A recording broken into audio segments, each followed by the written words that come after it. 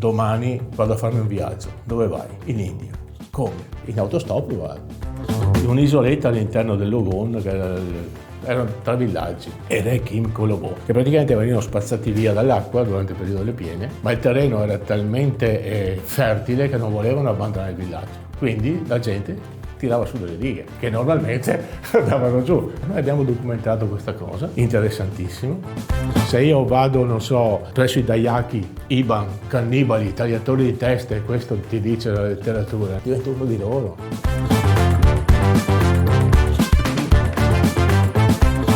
Bentornati a Campus Cast dagli studi di British School Bassano del Grappa.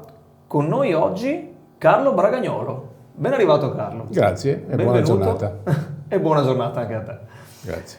Carlo Bragagnolo ci porta ad esplorare una forma d'arte che non abbiamo ancora conosciuto attorno a questo tavolo e attraverso i nostri canali di trasmissione e comunicazione e di ispirazione vocazionale anche. Questo è uno dei target che ci poniamo come podcast. Seguiteci cliccando sulla campanella che troverete o sulla destra o sulla sinistra del vostro schermo per riuscire ad ottenere in tempo reale tutti i nostri aggiornamenti, seguirci e conoscere ispirazioni e indicazioni su quello che vi piace o che ancora non sapete potrebbe piacervi. Carlo, fotografia. Andiamo direttamente al punto. Tu sei fotografo in maniera ontologica, mi viene da dire quasi. Sei essenziale nella fotografia, hai visto generazioni di tecniche fotografiche evolversi, le hai acquisite, le hai apprezzate, le hai disprezzate anche in alcune circostanze. Hai portato avanti progetti su qualunque ambito io possa immaginare della fotografia. Uno in particolare, vorrei appunto che ci concentrassimo su questo oggi, ma parleremo anche di te, di quello che effettivamente sei e sei diventato. È il progetto Linee, Corpo, Ombra e Luce. Come ci arrivi? Cosa ha significato per te? Cosa tuttora significa per te questo progetto? Ti lascio però fare prima una premessa sul chi è Carlo Bragagnolo, che nasce da Castelfranco Veneto. Ci teniamo sempre a ricordare che il nostro è un podcast con fortissimi accenti veneti e grandi propensioni internazionali. Quindi noi partiamo da questa inflessione che ci caratterizza non soltanto in Italia ma in tutto il mondo, ecco, e ci porta a esplorare ambiti, contesti, passioni, questa è una delle parole chiave che portiamo avanti, appunto, valori di professioni che sono la traduzione di una passione. Senz'altro. E ci danno appunto ispirazione per quello che può essere magari non soltanto la professione in sé, ma anche il come si è arrivati a diventare ciò che si è e ciò che si anche insegna a diventare, perché ricordiamoci che tu sei anche formatore. Insegni a fotografare, provi ad insegnare a fotografare. Restiamo umili, sempre. So che è una intro abbastanza estesa, però effettivamente di fronte a decenni di professione all'interno del mondo della fotografia, dell'interpretazione della luce, non posso appunto che essere un attimino prolisso. Ecco. Va bene, io ti ringrazio, mi hai fatto una serie di domande, tra virgolette, che sono impegnative. Lo so. Cerco di rispondere. Prego, siamo qui apposta. A modo mio. È una chiacchierata, non vuole essere un'intervista, vuole essere proprio fammi conoscere più di te. Premesso, io non avevo la minima idea di fare fotografia per una vita. E di girare il mondo soprattutto per una vita. Con la macchina da presa, prima, e con le telecamere dopo, con la macchina fotografica sempre in tasca. Perché io ho cominciato con la macchina fotografica facendo il fotografo professionista per un periodo breve e poi mi sono trovato con una macchina da presa con 35 mm, macchina che allora pesava, nel vero senso della parola, pesava fisicamente. E non è che tu sia piccolino, No, io sono sempre stato ben messo, per fortuna. la fotografia è diventata un modo di vivere, un modo d'essere, una professione. Forse sì, professione perché mi ha permesso di fare una famiglia, avere dei figli, portarli alla laurea e dare loro, aprire delle porte, poi se ne sono aperte loro, per dire la verità. E come è cominciato il tutto? Io ero incasinato con Dario Giovane, ero molto incasinato, termine tecnico incasinato. Ecco. Non sapevo cosa fare, facevo una scuola che non sentivo, io dovevo essere un tecnico, dovevo fare il perito industriale prima, l'ingegnere dopo. Questa era l'impostazione delle famiglie di quel periodo, parlo degli anni 60, fine anni 60. No? Io mi sentivo diverso, ero timido, introverso. Parlare con una persona per me era una cosa difficile, molto molto difficile. E poi pian pianino ho detto no, devo farmi delle esperienze. Fun fact: sapevi che il 70% di chi apprezza il nostro contenuto non è ancora nostro follower sui canali YouTube e Spotify? Se ti piace ciò che facciamo e vuoi continuare ad aiutarci ad offrirti il miglior contenuto, iscriviti e seguici. È un modo efficace e gratuito per sostenerci. Grazie per il tuo supporto. La mia famiglia mi diceva fai quello che pensi di fare, però sii corretto, questo è importante. Allora, un disastro a scuola. Semplicissima ispirazione valoriale in questo caso. Sì. Essenziale, infatti. Un disastro scolastico, perché ero bravo a scuola, però quando c'erano delle cose che non mandavano, me le legavo al dito. Io sono stato fregato in matematica con una media del 7 su tutte le altre materie, perché quando chiedevo all'insegnante di matematica perché si fa così, la risposta era perché si fa così. E a questo a me non andava. Quindi ho avuto un rifiuto. Quindi io per l'ultimo anno praticamente non ho mai avuto un'interrogazione in matematica. E mi ha fregato di brutto. Si mi ha mandato a settembre. Sono andato a settembre e sono venuto qua per salutarla, per vedere come sta. Però tra me, lei e la matematica non c'è nessun tipo di problema. Mi ha fregato.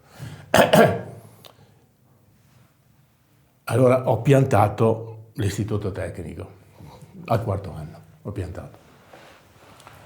Vabbè, ho lavorato un po' in comune a Castelfranco, poi sono partito militare. Volevo fare l'obiettore di coscienza. Allora, in quel periodo se facevi l'obiettore di coscienza andavi a peschiera. Erano 3 anni di peschiera di galera. No, non faceva per me. Non mi andava di stare rinchiuso in qualche parte. E allora ho visto che c'era un bando per piloti d'elicottero. L'ho fatto, ho vinto e mi sono trovato a fare la scuola di pilotaggio di elicottero. Un'esperienza interessante, però mi andava stretta, mi andava strettissima la divisa. Infatti non ero quasi mai in divisa, i capelli erano lunghi, la barba era lunga la stessa. Ero tollerato perché non rompevo nessuno. Poi un bel giorno c'è stato un problema e sono venuto a casa, diserzione. Non è successo nulla perché nel frattempo avevo denunciato 2 generali superiori per un abuso che avevano fatto. Vabbè.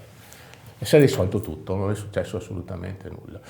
Nel mio curriculum militare non c'è scritto nulla, né dove l'ho fatto, né cosa ho fatto, non c'è scritto assolutamente nulla. Va bene così.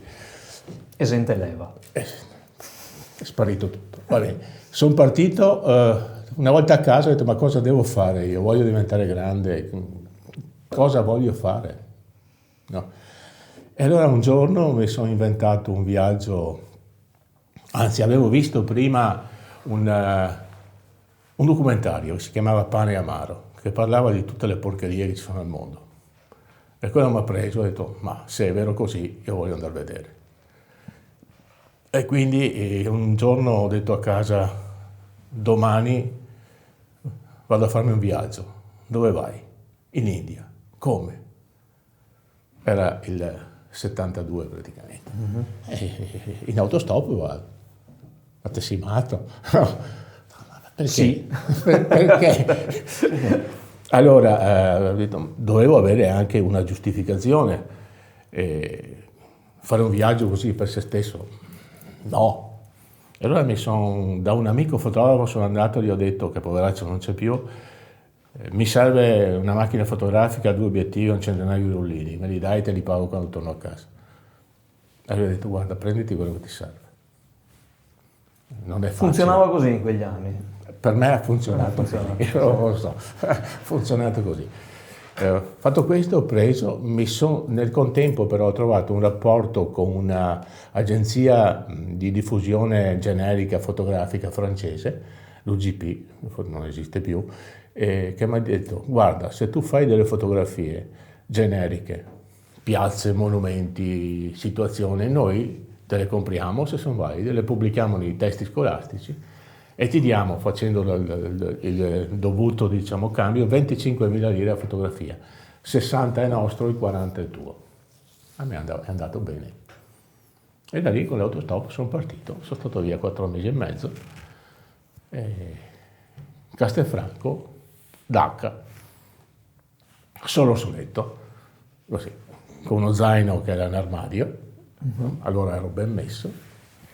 E ho avuto tutta una serie di incontri interessantissimi che poi mi hanno servito. Una volta tornato a casa ho venduto le foto, ho pagato l'attrezzatura, mi sono trovato però per 2 mesi in ospedale con un'epatite da alimentazione importante perché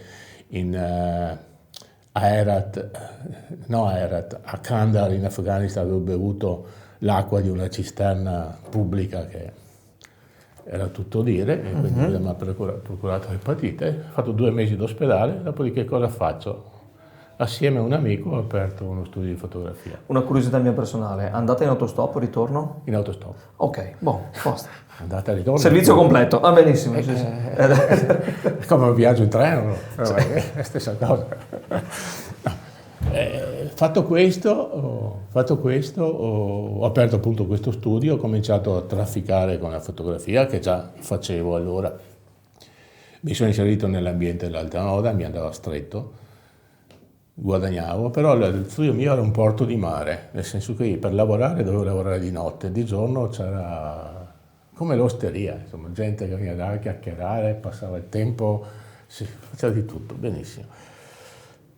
Mi andava stretto, avevo degli amici in Uganda, medici, e ho detto, ma perché non li portiamo in ambulanza? Allora, io nel frattempo mi ero diplomato e bazzicavo nell'Accademia di Venezia con degli altri amici, artistoidi anche questi, no? Ma perché non portiamo in ambulanza questi amici che non ce l'hanno? E come facciamo? Denaro non ce n'era, eravamo squattrinati, era a dir poco. No, ma proviamo. Abbiamo cominciato a chiacchierare tra di noi, coinvolgere altre persone e siamo riusciti a comprare una Land Rover da una guida inglese che viveva qua in Italia a un prezzo inesistente e anche un furgone Volkswagen adibito all'ambulanza. Questi siamo partiti in 4. Abbiamo avuto una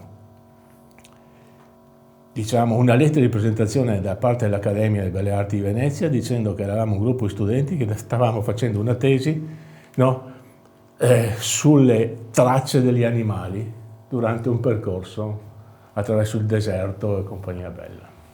Non era vero, però questo era. Era una lettera che ci dava la possibilità di avere dei permessi, di agevolare certe cose, perché allora funzionava così.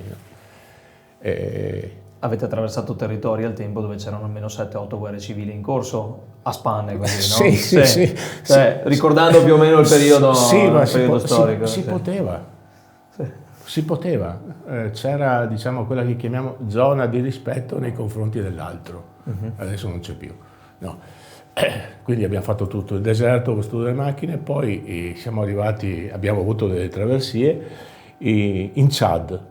Chad era in piena guerra civile, eravamo entrati la settimana dopo che avevano ammazzato l'allora presidente Tombalbaye e quindi c'erano le mitragliatrici postate dappertutto, militari.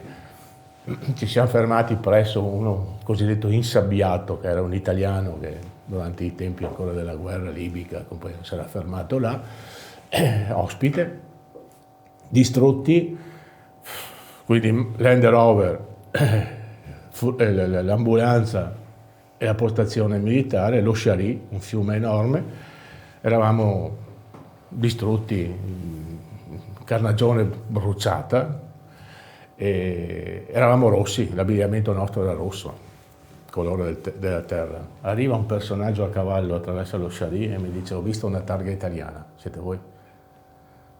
Sì, venite alle 6:30 a casa mia questa sera. E che è sta roba? Che succede?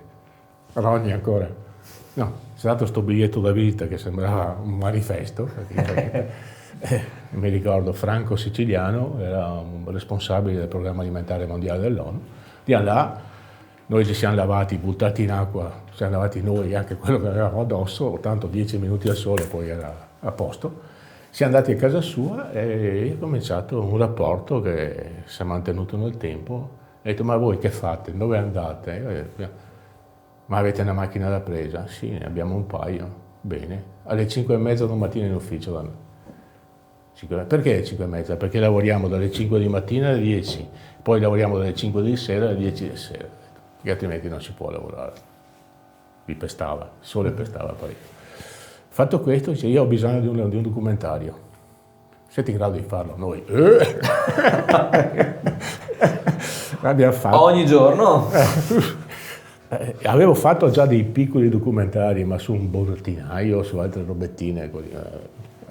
Poi anche l'attrezzatura che avevamo era abbastanza ruspante, per dire la verità. E fatto questo, ho detto: beh, c'è una sceneggiatura, io vi dico cosa mi serve, guardatela e ditemi se vi va bene. Ho preso la sceneggiatura, l'abbiamo modificata assieme un attimo, adesso fatemi il prezzo. Abbiamo fatto il prezzo e bene, adesso viene un funzionario dal Canada per dargli il benestare. Arriva un certo Gil Blaze, che era uno che aveva fatto l'assistente fonico quando hanno girato il film Ombre Rosse, vi ricordate? Mm-hmm. Personaggio straordinario, bottiglie di whisky che andavano per una meraviglia. E dice: ragazzi, ci sono delle modifiche da fare nella sceneggiatura, però il prezzo è un disastro. Ma come? Noi pensavamo di aver esagerato, no? Bene, domani venite qua e mettiamo a posto tutto. Quindi piccola modifica della sceneggiatura e poi il prezzo. Il prezzo ve l'ho fatto io, è questo. Praticamente era il doppio rispetto a quello che avevamo chiesto noi. Se vi va bene, firmate il contratto. Vediamo un terzo a firma contratto, a metà lavoro vediamo un altro terzo e a consegna vediamo il resto. Il lavoro è durato 6 mesi praticamente, perché si doveva lavorare durante il periodo delle piogge a sud del Chad, nella zona di Sar, in un'isoletta all'interno del Logon, che erano 3 villaggi, e Re Kim Kolobo, che praticamente venivano spazzati via dall'acqua durante il periodo delle piene, ma il terreno era talmente fertile che non volevano abbandonare il villaggio, quindi la gente tirava su delle dighe che normalmente andavano giù, però noi abbiamo documentato questa cosa, interessantissimo, in verità, quindi ci siamo fatte tutta la stagione della pioggia là. L'anno dopo a Vancouver c'era la conferenza internazionale sull'habitat, è stato presentato questo documentario e ha vinto il premio. Non so come abbiamo fatto, però l'abbiamo vinto. E da lì, i miei colleghi sono tornati in Italia perché si dovevano laureare. In autostop? No, in aereo allora. No. E io sono andato via, ho abbandonato la Land Rover perché non c'era benzina sufficiente dal Chad arrivare in Uganda, perché mi volevano come minimo 500 litri di benzina e non ce n'era proprio. Mentre con 250 litri di benzina col furgone ce l'ho fatta e avevo dentro il furgone, volevo portarmi via la scorta. Quindi mi sono fatto tutta quanta, attraversato il Chad, la Repubblica Centrafricana, il Sud Sudan, è entrato in Uganda. Quindi è stato un viaggio sia del film. Allora, a questo punto tu hai 25 anni, forse? Sì, 25 anni. Bene, e già ci sono un paio di film Sì, ci sono... da poter fare sulla tua vita fino ai 25 anni. Ce n'è uno importante. Ce n'è uno importante. Okay. Questo qua è importante che mi ha aperto tutta una serie di porte. Benissimo. Questo È sì. le domande che ci facciamo noi, o meglio che facciamo noi ai nostri ospiti. Cosa è successo, ma soprattutto come è successo? Perché la tua trilogia penso non si sia ancora completata, o perlomeno di fronte a me ho già materiale sufficiente per fare, credo, 8 stagioni Netflix, ecco, parlando da Gen X quale sono, ma dimmi, questo turning point, quest'altro episodio, quest'altro film, dove ti vede protagonista o coprotagonista o testimone in questo caso? Ma ti dico, film, io lavoravo sia con i video, allora non si chiamava così, col documentario cinematografico, ma anche con una macchina fotografica. Quando avevo tempo, abbandonavo la macchina da presa e lavoravo con la macchina fotografica che era in tasca, perché la mia passione era la fotografia. Il video, chiamiamolo così, era diventato quel momento che mi permetteva di guadagnare. Perché la fotografia che io facevo, che era quella della documentazione antropologica, ossia di andare a vedere come vive la gente, perché vive in un certo modo, non ti dava garanzie sufficienti per mantenerti. No. E quindi lavoravo in coppia. Posso dirti che una cosa importante è una documentazione fotografica su un'etnia del Nord Uganda, gli Ik, che sono spariti, non esistono più. Un'etnia straordinaria, venivano chiamati il popolo della montagna, i poeti dell'Africa, che vivevano nell'orido del Pirre, che è una zona ai confini con il Sud Sudan e il Kenya. No? Un certo Colin Tarban, un antropologo anglo-americano, ha detto che nel 78 sono spariti completamente, anzi nell'87 sono spariti completamente, si sono lasciati andare. Vivevano nel Kidepo, facevano gli allevatori cacciatori, allora periodo Idi Amin Dada, sono stati portati via e confinati in questa zona a fare gli agricoltori, non si poteva coltivare assolutamente nulla, erano diventati cacciatori di topi e si sono lasciati andare. E io ho l'unica documentazione fotografica di questa etnia. È stata un'esperienza straordinaria, veramente un'esperienza straordinaria. Nel contempo poi sono tornato a casa dopo un anno e mezzo abbondante, perché mi sono fermato in Uganda e per fare questa cosa qua c'era un problema, non si poteva fare. E quindi io vivevo in un ospedale presso la casa dei miei amici e quando c'erano i funzionari governativi io con il mio stetoscopio al collo, col camice bianco, andavo in giro con il mio amico medico a fare i controlli camaleontico. Così, facevo l'assistente in sala operatoria e intanto documentavo tutti gli interventi che facevo, queste robe qua. Quando mi dicevano Carlo non ci sono più, partivo, così. Quindi è stato interessante. E da lì praticamente poi tornato a casa mi sono trovato a collaborare con la RAI e non ho capito perché, però arrivavano le telefonate e ho cominciato, quindi cosa facevo? Lavoravo nello sport, nell'inchiesta, nella documentazione con la RAI Rapporti Esteri, RAI International e tutti i canali che c'erano. Era una RAI diversa da quella di adesso, molto diversa. E che rimpiango, per dire la verità. Anche quella un po' più ruspante, per usare un aggettivo che hai... Diciamo ruspante, meno patinata. Ok. Meno patinata, con più intelletto però. Che c'erano dei personaggi a levarsi il cappello, per dire la verità. E da lì praticamente quindi alternavo il lavoro qua in Italia, che era quel lavoro leggero, diciamo, tranne alcuni servizi di inchiesta fatti anche fuori all'estero, e il documentario in paesi, quindi Africa, Asia, America Latina, così. Alcuni su commissione, altri che mi inventavo, però poi venivano posizionati così. Ho sempre fatto il freelance, il prestatore d'opera, Non avevo, soprattutto quando lavoravo con network nazionali, non avevo la possibilità di firma. Anche per Rai era un discorso contrattuale, non so se esiste ancora. Ho fatto un'infinità di servizi però firmati da altri. Perché c'era questo, se tu facevi 50 servizi firmati avevi il diritto di diventare dipendente. Io non ho mai voluto diventare dipendente di nessuno, perché sono fatto male. Se devo dire sì, dico sì, se devo dire no. Non c'è nessuno che mi faccia cambiare idea. In un contesto professionale in cui invece ci vediamo costretti molto spesso, se non sempre, a scendere a dei compromessi, tu mi stai dimostrando invece che la tua professione, la tua passione trasformata in professione si è concretizzata grazie alla tua rettitudine, grazie al tuo dire sì e no in base a quanto ti sentivi. Col senno di poi, forse sì, così, non lo so. Io dico sempre che sono stato fortunato, però penso che la fortuna tante volte te la prepari, non ti cade dall'alto. Non ti cade dall'alto, quindi devi avere... Ti crei le circostanze per poter Sì, dire... ti crei le circostanze, forse nascono da sole, non lo so questo, però il saper dire sì in certi momenti, il saper dire no in certi altri è importante. E poi il beneficio del dubbio.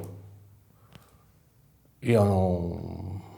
contento, tra virgolette, sicuro non sono mai stato e mai lo sarò. Cerco sempre di analizzare, di capire, di vedere io cosa posso fare, se posso fare. Se uno mi dice non si può e non mi spiega perché, io lo faccio. Perché voglio vedere perché, quali sono i problemi. È una mia forma. Ti ha causato un rimando a settembre in matematica questo tipo di Sì, domanda, sì, ricordiamocelo. Sì, però mi sono trovato con l'insegnante qualche mese prima che morisse. È stato un incontro come due vecchi amici.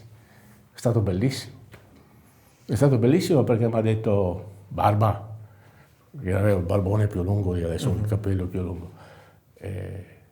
Non ti ho capito, mi scuso. Mi ha detto: no, non ti devi scusare, mi hai fatto capire certe cose. Mi hai fatto cambiare la vita.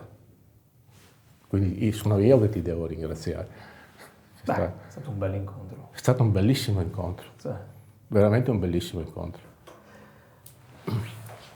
Torno a una domanda che ti ho fatto Sì. all'inizio, siamo andati un po' per la tangente, Sì, ma siamo- la narrativa e la storia... Io parto. Guarda, il fatto di poterti considerare, adesso ai miei occhi tu sei un Indiana Jones della fotografia No, sostanzialmente. assolutamente no. Tu no, ma è quello che ti penso io adesso, perché riuscire a vivere e sopravvivere un'andata e ritorno Castelfranco India in autostop, l'aver appunto attraversato il deserto e essere arrivato in Uganda con un'ambulanza di seconda mano, se non di terza, appunto, perché diamoci pure le carte sopra questo, e l'aver documentato e l'aver fatto vivere oltre, ok? È stata una delle grandi questioni che abbiamo affrontato in alcune nostre puntate precedenti, cosa c'è oltre la vita? Tu hai donato l'esistenza, la persistenza dell'oltre la vita stiamo parlando di etnie complete, Sì. ok?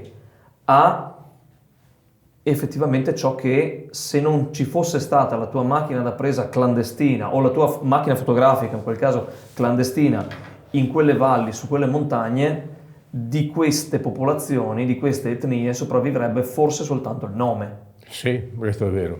Sì. Questo è vero.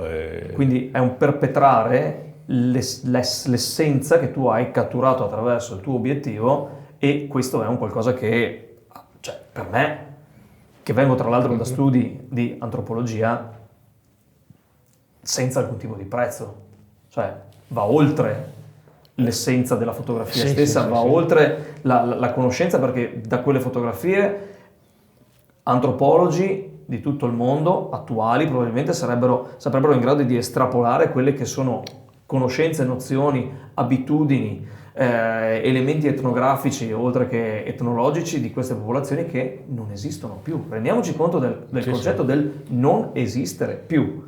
Ma tu le hai catturate, tu le hai mantenute, ok, catturate in maniera molto pacifica, anche mi pare di capire. Anzi, E Oltre a questo puoi dire sono sopravvissuto a indagini governative all'interno di quello che era quel contesto. Okay? Sì, Per me questo, ti ribadisco, è già una trilogia degna appunto di una serie di film o di serie. Ecco. Ma sono situazioni che nascono e muoiono così, non è che... nascono e sopravvivono, spero, sì, in un certo senso. è così. Ti dico, documentare quell'etnia è stata la riparazione che ho fatto missionario di una macchina per macinare le pannocchie, insomma. Ma anche quello io non sapevo dove mettere le mani, l'ho vista, ma siccome che io riesco purtroppo a sistemare le cose, ho detto ok, te lo faccio. E il regalo era questo: ti mando in un posto, ti do una guida, ma stai attento che sono cattivi. Questo è stato il mio primo approccio. Poi ho visto che non era vero, assolutamente, era tutta un'altra cosa. Ma ci sono tante situazioni così. Poi quello è stato l'inizio praticamente. Poi sono stato in Garwal a un'espedizione alpinistica, sono stato in America Latina, ho fatto la via del Che, più tutta una serie di altre cose, documentazione sui Tupuri, sono stato in Brasile, ho attraversato... Il personaggio o i personaggi che hai fotografato nella tua vita che ti hanno colpito di più e che magari ti hanno insegnato qualcosa, non ovviamente nelle tecniche di fotografia, ma nell'essere persona? Guarda, io sono stato un fedele fan di un certo Rossif, non so se viene in mente, era un regista francese che ha fatto una serie di documentari che era L'opera selvaggia, dove c'era immagine e suono.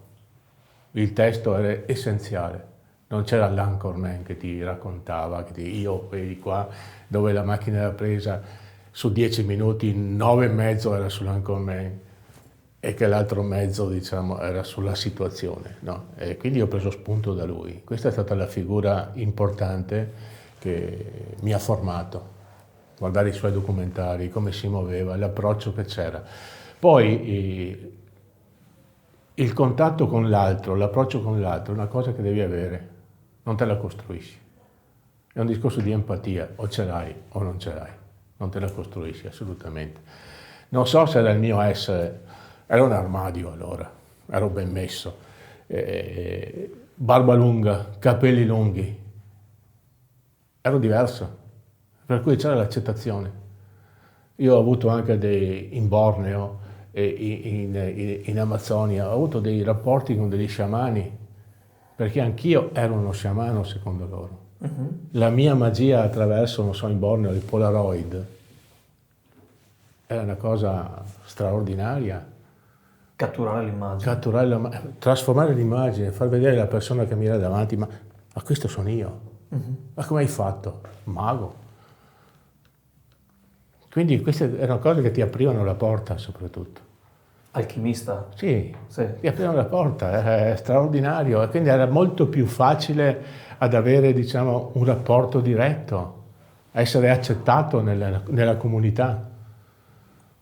E a me veniva spontaneo, viene ancora spontaneo, non ci sono filtri, non ci sono barriere. Se io vado, non so, presso i Dayaki, Iban, cannibali, tagliatori di teste, questo ti dice la letteratura, no? Divento uno di loro. Se vado presso i Garuali, nel Garua, nella zona himalayana, diciamo, divento uno di loro. Non c'è distacco. Ma questa è una cosa che è un dono che hai. Ma l'ho scoperto dopo, non lo sapevo assolutamente. Ti dico, sul campo. Ti dico, torno dopo 30 anni nello stesso posto dove avevo girato il mio primo documentario, che si chiamava Rakena, comunità.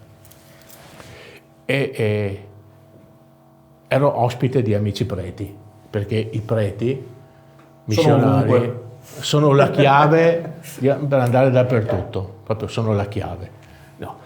E ero andato a fare 2 chiacchiere con uno sciamano con la mia macchina da presa, torno a casa e mi dico: guarda, c'è da stamattina alle 7 una persona che ti sta aspettando.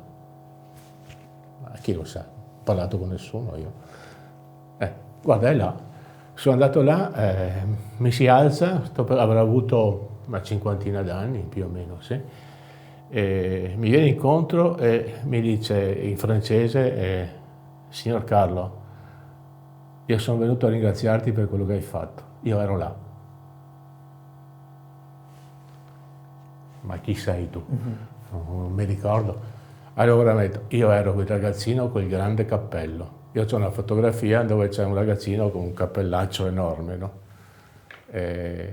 So che stai facendo un tuo lavoro, ti auguro tantissime cose.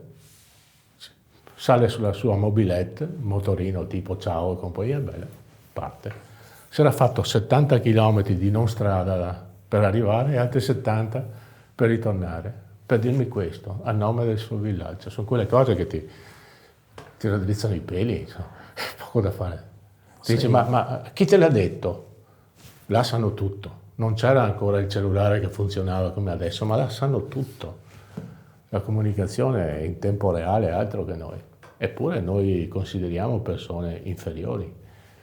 Ma non è così, assolutamente. A me hanno insegnato tantissimo.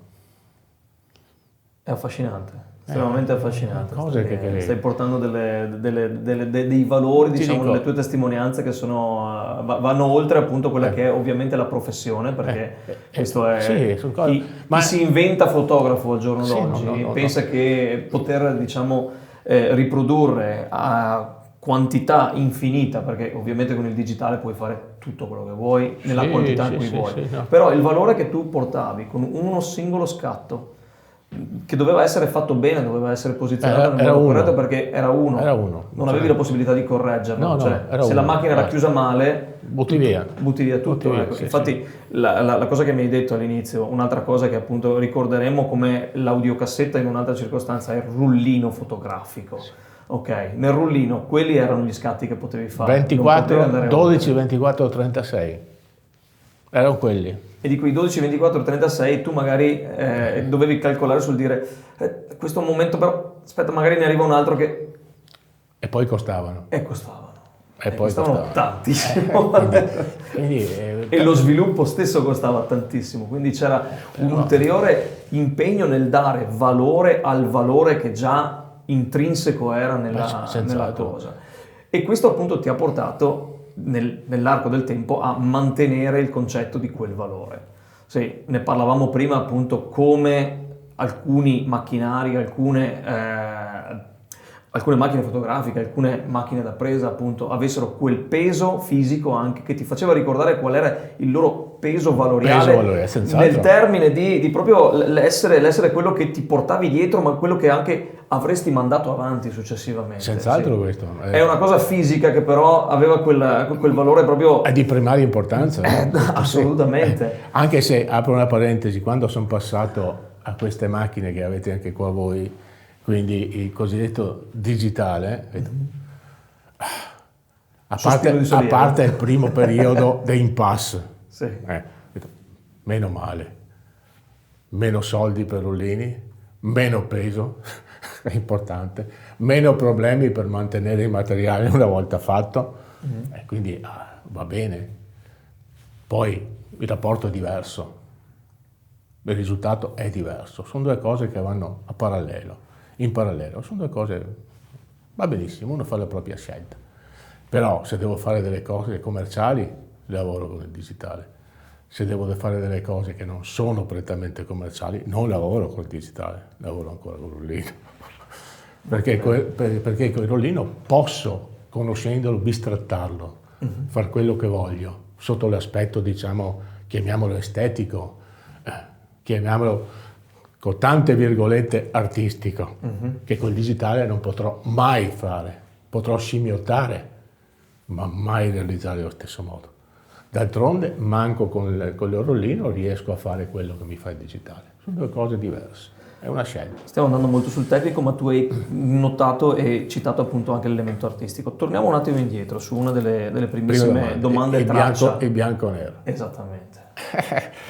E il bianco-nero è nato, le cosiddette linee, che apro una parentesi, me l'hanno copiate un'infinità di altri fotografi. Ricordiamo, il nome esatto del progetto Linee. Okay. Come è nato? È nato da una serie di diverbi o di discussioni con dei colleghi. Era l'inizio ancora dell'utilizzo del digitale. per cui c'erano dei problemi. Nel bianco-nero, nel digitale è pressoché inesistente allora. Era una parvenza, ma non c'era un bianco o un nero pieno. Bisognava per forza di cose passare attraverso i software di post-produzione. E ho detto no, secondo me no, perché la pellicola ha i suoi pregi e difetti, e il digitale ha i suoi pregi e difetti. Bisogna conoscere come funziona. Ah no, non si può, bisogna. No, io provo. Allora cosa faccio? Cosa voglio fare? Lavoro con bianco e nero, ma deve essere essenziale. E allora, prendo oggetti, prendo roba.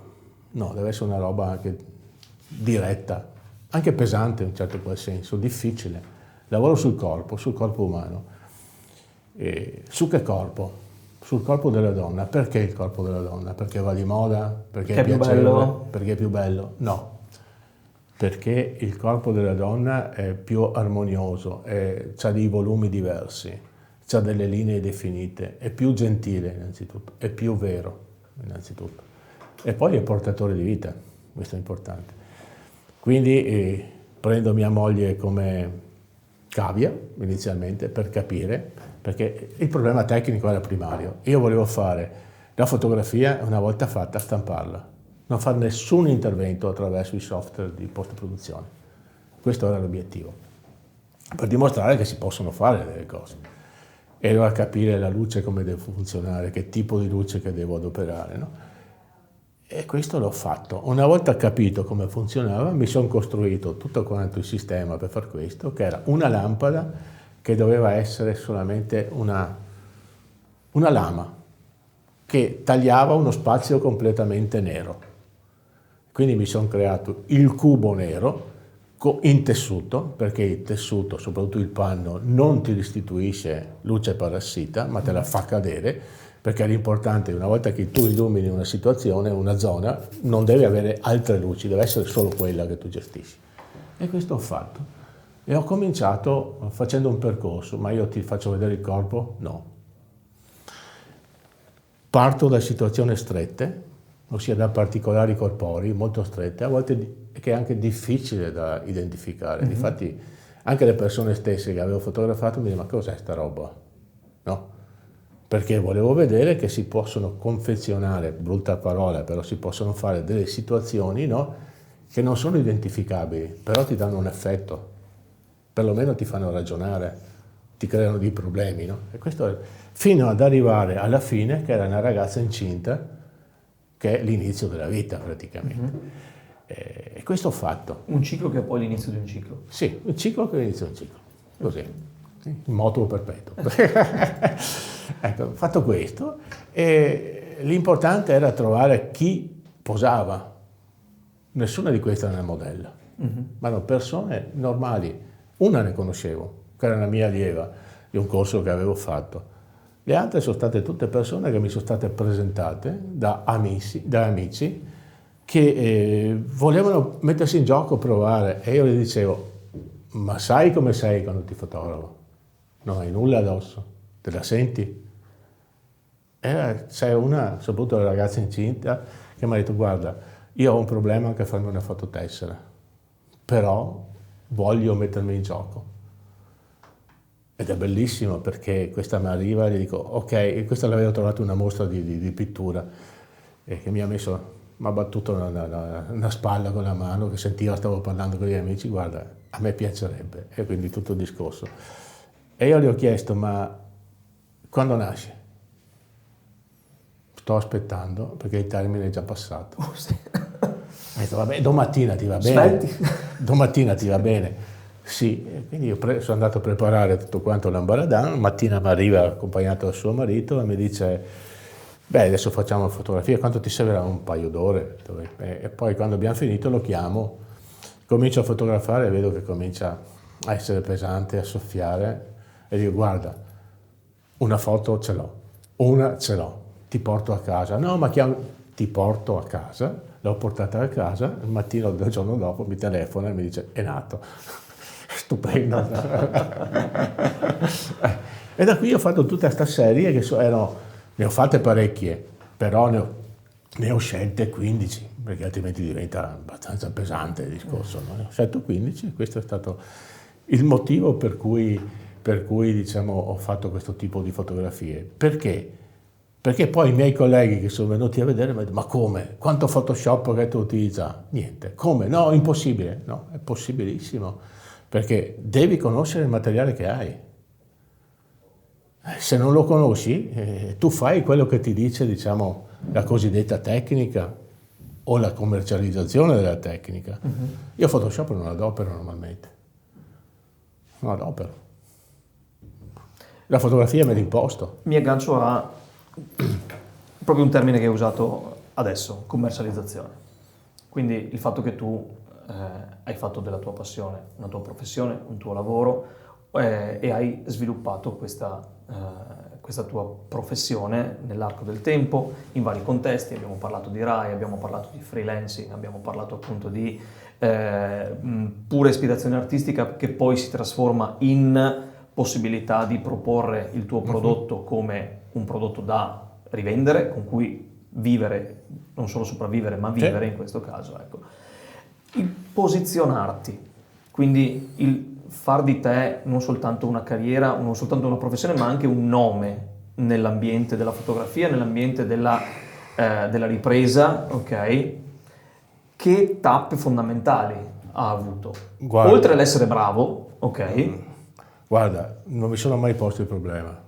È successo. Non mi è mai interessato farmi il nome. Non ho mai chiesto di lavorare. Ti hanno sempre chiesto di Ma lavorare. l'ho chiesto. Non so perché. Però, Erano anni diversi, quindi sì, eravate in pochi. Eravamo in pochi, Ok. però noi siamo italiani. Abbiamo un valore aggiunto. Bellissima cosa questa che mi ha detto. Abbiamo un valore aggiunto, che non sappiamo di averlo. Però la creatività nostra, il rapporto col cosiddetto bello, è insito in noi. L'importante è tirarlo fuori. C'è chi ci riesce e chi non ci riesce. E questi sono gli elementi intrinseci, gli elementi, diciamo, sono questi. naturali, i talenti. Ok. Questo. L'altra cosa invece è quella, ciò che è strutturato, quindi nozioni di, non so, una parola grossa, forse un po' fuori contesto, ma chiamiamola pure così, di marketing, il fatto magari che tu ti sia dovuto formare tu su determinate, non solo tecniche fotografiche, ma anche su effettivamente qualcosa di più commerciale, chiamiamolo. Okay. Tocchi un tasto che per me è pesante. Io sono una frana sotto questo aspetto qua. Sono veramente una frana. E come hai fatto? Non lo so, non mi sono mai posto il problema, per dirti la verità. Il chiedere e poi andare a bussare e dire: ma quanto mi dai, ma perché? Non ha mai fatto parte di me. Non mi sono mai interessato della remunerazione del denaro. È un punto, è corretto, è scorretto, non lo so, ma io sono fatto così. Ho guadagnato tantissimo in certe situazioni, ho guadagnato niente in tante altre, ma secondo me faceva parte del Perché gioco. mi ha fatto estremamente sorridere ed è una cosa che anche tante persone magari funzionano al contrario, cioè il fatto che voi il numero che avevate messo per la produzione di quel documentario appunto sia stato raddoppiato dal cliente stesso, perché vi ha detto: non vi siete valorizzati abbastanza. Ti dico una cosa, Sì. Non ho problemi, avevamo chiesto $35.000, 1975, erano soldi. Ti compravi una casa al tempo. Ce ne hanno dato 72.000, Ecco. non ne ho visto uno, perché poi c'è una storia, un amico artista e compagnia bella, perché io sono tornato a casa manco con le macchine fotografiche che me le sono vendute per pagarmi l'aereo, ma non è un problema, poi ho ricominciato da capo, ma questo è il denaro che abbiamo preso. Erano tanti. Tanti adesso.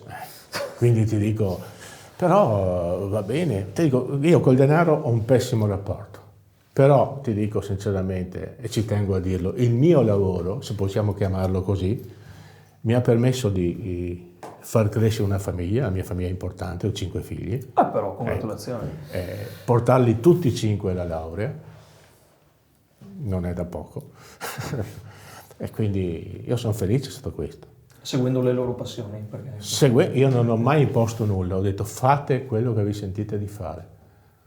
Ce n'è uno che vive a Los Angeles che lavora nel cinema, ha lavorato con Dune, si è fatto un mazzo infinito, Adesso sta facendo un'altra produzione ce n'ho una sola ho sgarato, che insegna filosofia, storia e filosofia. Una insegna teatro, danza e vive qui a Bassano e fa anche l'insegnante di altre cose. Uno lavora in teatro, fa tecnico teatrale in giro per l'Italia e un'altra si è laureata in sanscrito, perché quando mi ha detto papà io faccio lingue orientali, bellissimo, cosa farai? Sanscrito, hindi. Ah, va bene. Sia mai che prende un autostop e se ne va anche lei in India. È andata, l'ha fatto, sì, l'ha fatto, e adesso vive a Londra, per cui sono tutti così. Questa è una fonte d'orgoglio. Quindi il mio lavoro, se vuoi essere chiamato così, mi ha permesso di far fare certe cose. Io ho avuto problemi per fare le mie cose, ma grossi problemi. Erano tempi diversi probabilmente. Erano tempi diversi. È il momento eccolo qua. di arrivare al nostro question time. Eccola qua. Question time consiste nel una domanda lasciata in eredità da un nostro ospite precedente senza sapere a chi sarebbe andata. Ok, lo stesso farai anche tu. Ti do subito. Devo rispondere alla domanda. Alla domanda che ti è stata posta dal nostro ospite precedente devi rispondere e tu scriverai appunto una domanda per uno dei nostri prossimi ospiti. Chi sarà questo ospite? Tu non lo sai. Chi ti ha fatto la domanda te lo diremo poi. Ok. Abbiamo una domandona qua, che però sentendo un po' com'è stata la tua vita e com'è la tua vita tuttora e che tipo di obiettivi hai perseguito e raggiunto, ti dà un buono spazio di risposta. Ti chiedo di essere il più sintetico possibile, lo so, sarà difficilissimo. È una domanda talmente piccola che è enorme. Cos'è la felicità? Essere se stessi. Punto. Punto. Ringraziamo Carlo per queste perle.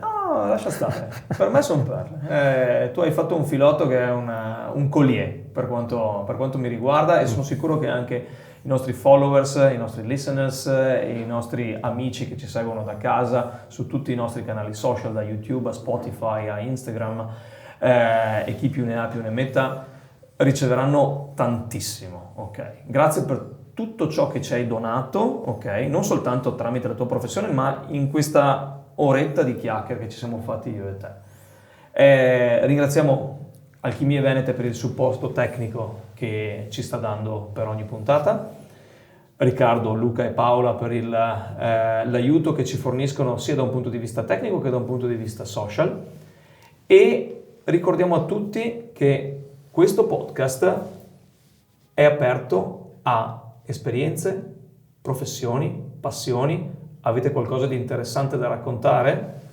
Anche se magari non così tanto interessante come le avventure fatte dal nostro Indiana Jones della macchina fotografica che abbiamo avuto oggi.